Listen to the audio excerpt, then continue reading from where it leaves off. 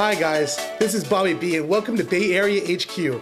My guests today are director Richard Linklater and actor Ellar Coltraine, who you know from the movie Boyhood. Guys, I saw the movie yesterday, and while it may have taken 12 years to make, it's an instant American classic, and also available on Blu-ray and DVD January 6th. So my first question is, have you found anyone that does not like this movie yet? It has 100 on Metacritic and 99% on Rotten Tomatoes. It's amazing. They certainly exist.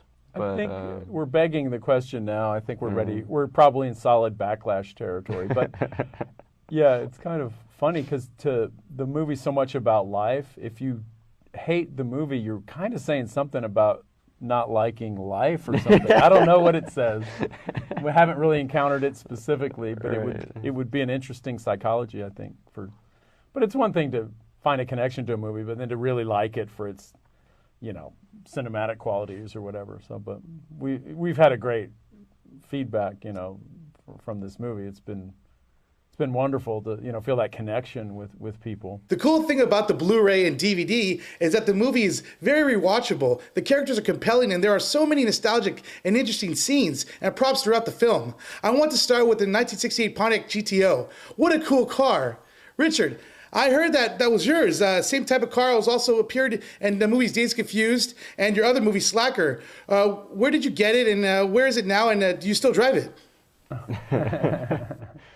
Well, car I got from the movie Days and Confused. It was one of the cars in the background, and the guy who has the orange GTO at the very beginning, he had about 12 cars. And so I said, oh, that one over there it was like love at first sight. And he says, oh, I'm always selling and buying. I said, can I buy it? And it was like $6,500.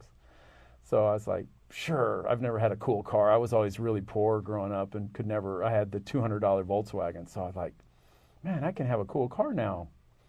And so I've had it all these years, and it found its way into this movie as kind of a symbol of Ethan's, Mason Sr.'s still kind of rock and roll dad.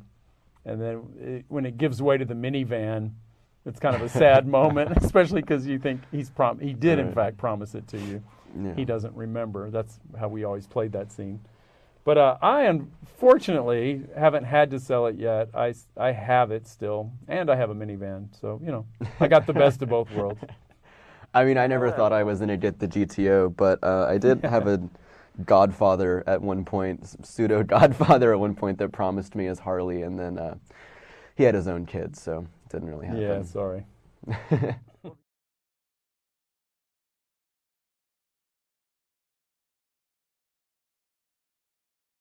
Yeah, I mean, I think... I remember talking about loss. Yeah. Like you realize, wow, it's gone. It's almost like a death in the family. And he even says that, hey, treat it like it. But you will never see that car again.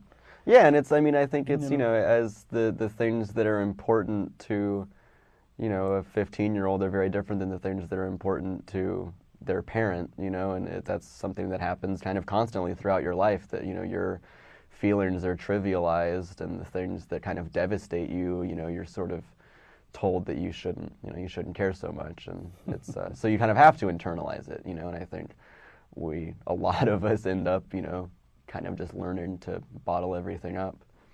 I'd like to hear you both talk about the video games in the movie. You had your clamshell Game Boy Advance, Tamagotchi, Halo on the Xbox, and the Nintendo Wii Boxing. These are not only serve to give you a subtle tip on the time period, but also we see them as sort of an escape for the kids, which so many people can identify with. Yeah, I mean, that was a huge part of my life.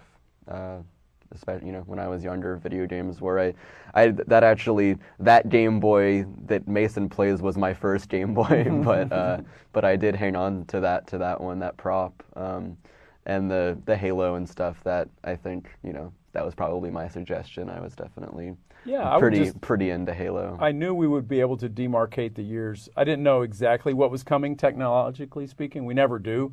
All you do know is it's going to change. So it was bizarre. Everything about this movie was unusual. But to be shooting a period piece in the present moment, you had to think, well, how will this feel 10 years from now, or 8 years from now, or 12 years from now? So I always knew the technology would be the most volatile. So I would often ask, because I'm old school, I'm first generation video guy. I remember playing Pong, Space Invaders, Asteroids. You know, I'm that generation.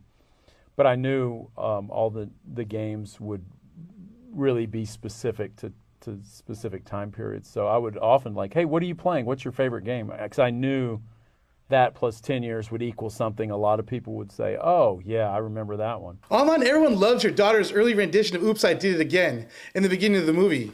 It is very memorable. Did you pick that song, or did she? How did you guys come about that? I think both Lorelai and I felt the way Mason did about that song. Yeah. That wasn't her idea. She, actually, believe it or not, I knew that song just, you know, from the culture, and I thought, oh, what's a song that would be memorable years from now? And Lorelai didn't really know. She knew who Britney Spears was, but she was kind of in another century. And she liked Marilyn Monroe a lot at that time. Gentlemen Prefer Blondes. And she did a number. And we have it somewhere. We should put it on the DVD, but or some future version of she's doing Diamonds Are a Girl's Best Friend. But she learned all the words and kind of that kind of sassy version of Oops, I Did It Again, thinking that would annoy her younger brother. And it was just a fun scene to work up, and yeah.